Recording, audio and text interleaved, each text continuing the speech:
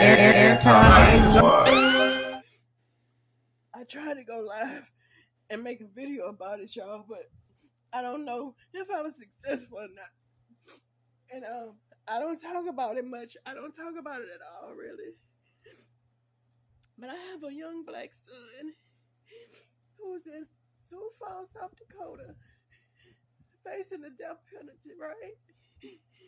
And for the past 2 months, they've been giving him, I don't know if it's Haldol or Thursine, but I know it's a psychotropic medication that they administering to him through a shot. And when he called home, he can't even hold a conversation with me. That's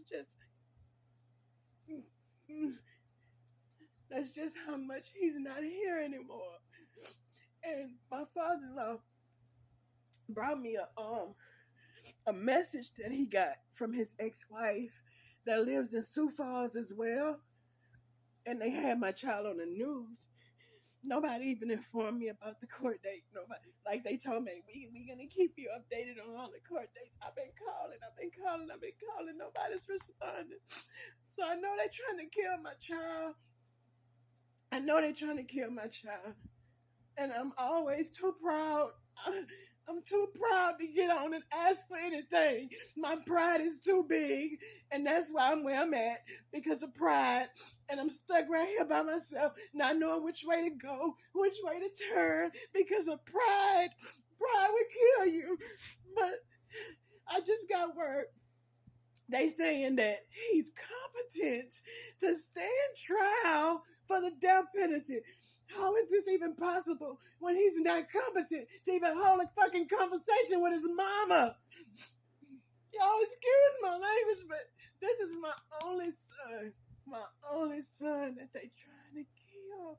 And it's like, for the past 5 years, it's like I've been living in a dream that I can't wake up from. I can't. His name is Amir, A-M-I-R, Boudouin, B-E-A-U-D-I-O-N.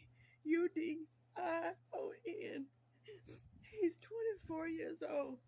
He's been accused of murder and kidnapping.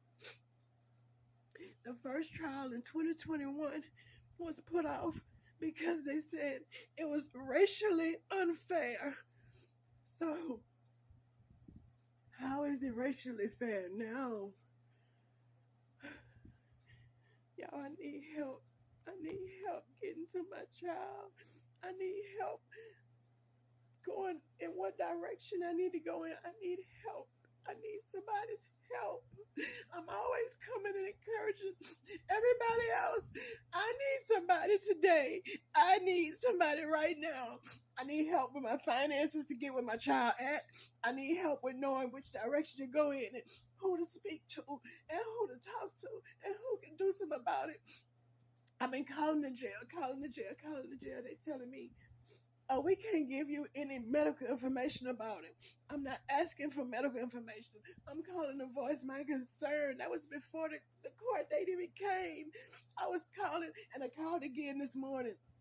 And they gave me the runaround. And they finally connected me to the warden, who didn't answer the phone. I just got his voicemail, so I'm not expecting a call back from that either.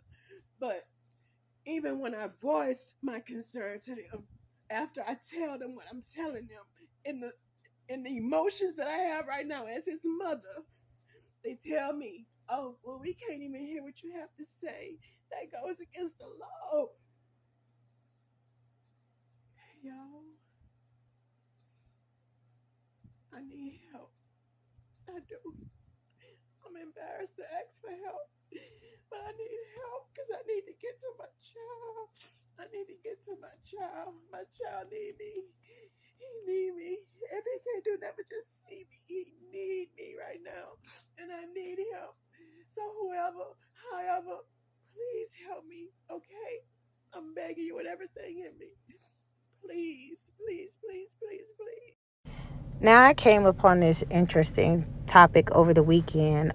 This woman, she used to be on drugs, and now she has then, since then, gave her life to Christ, and she makes the most beautiful paintings ever.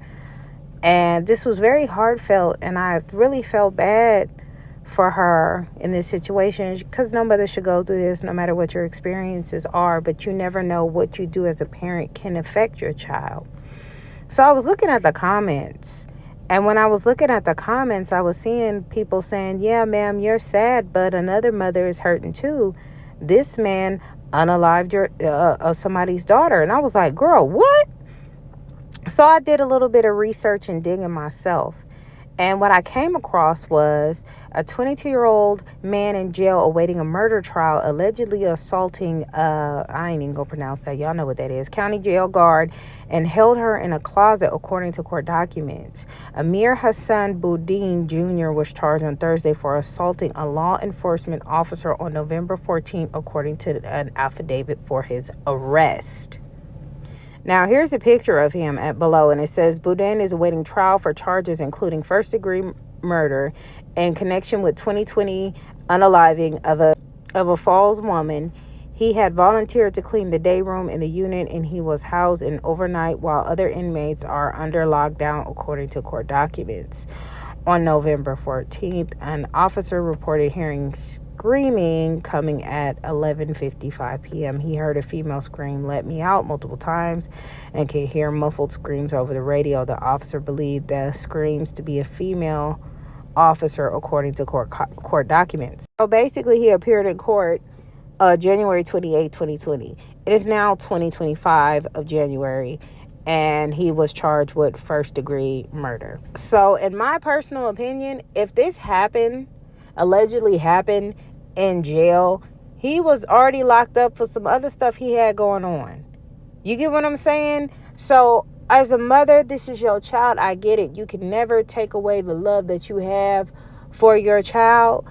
But if this allegedness is factual, ma'am, I get it, but ma'am,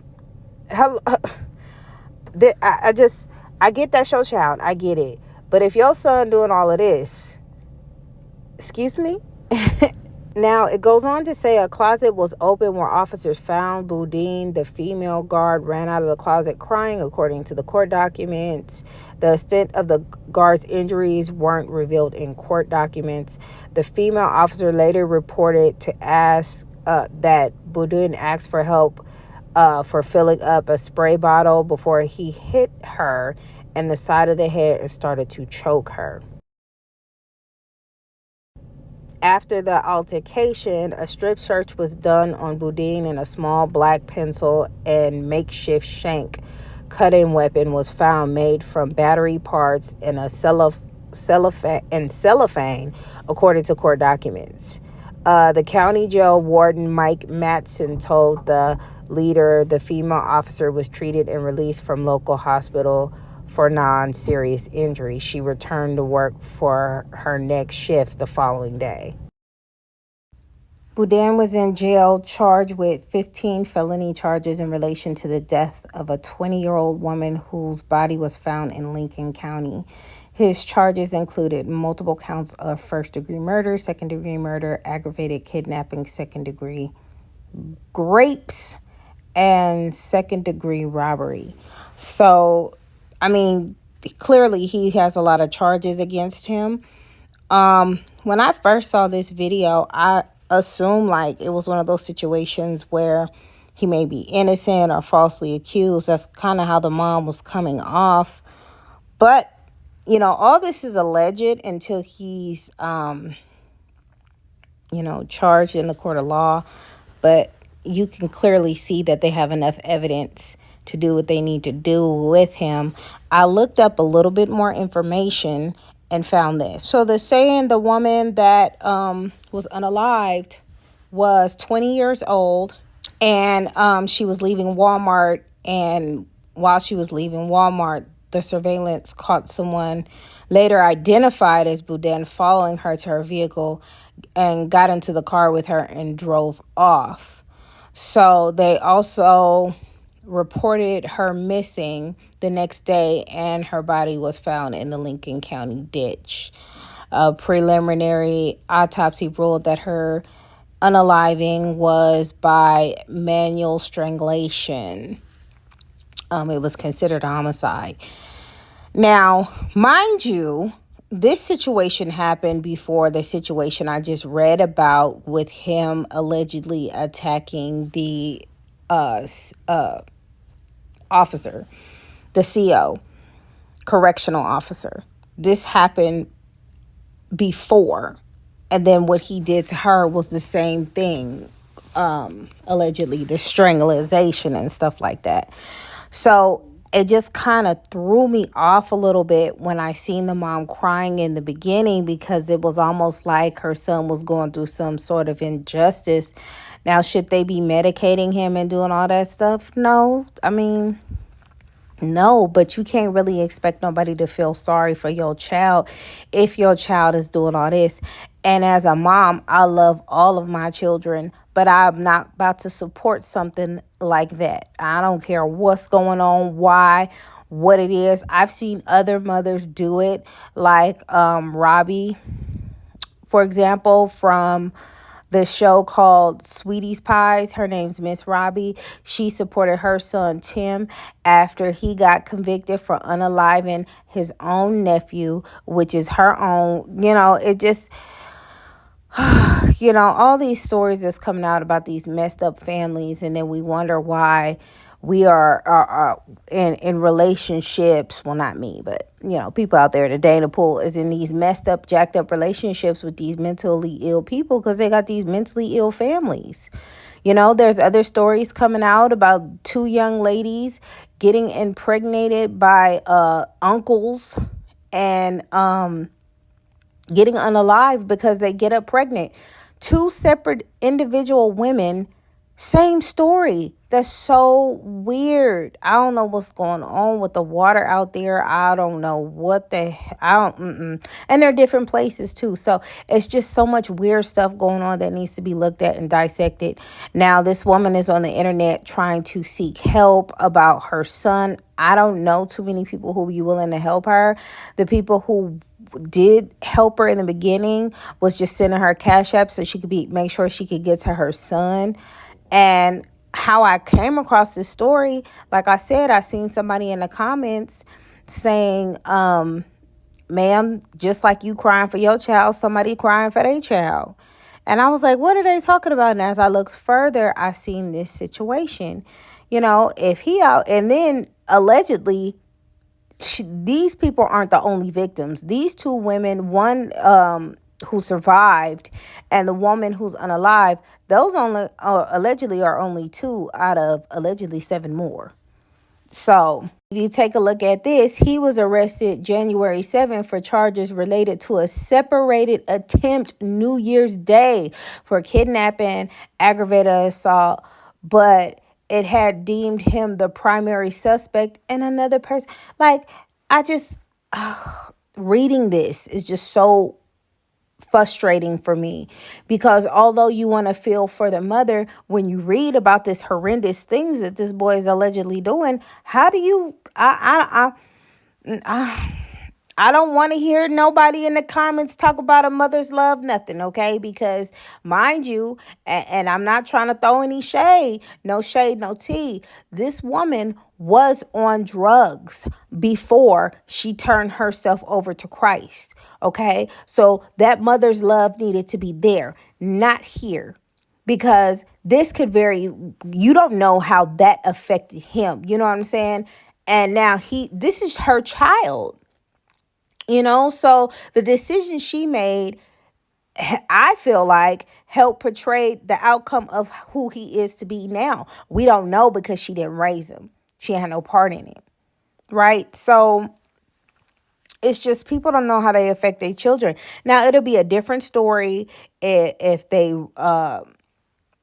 she was in her son's life and she was raising him and she was doing the best she can with what she had. That's a different story.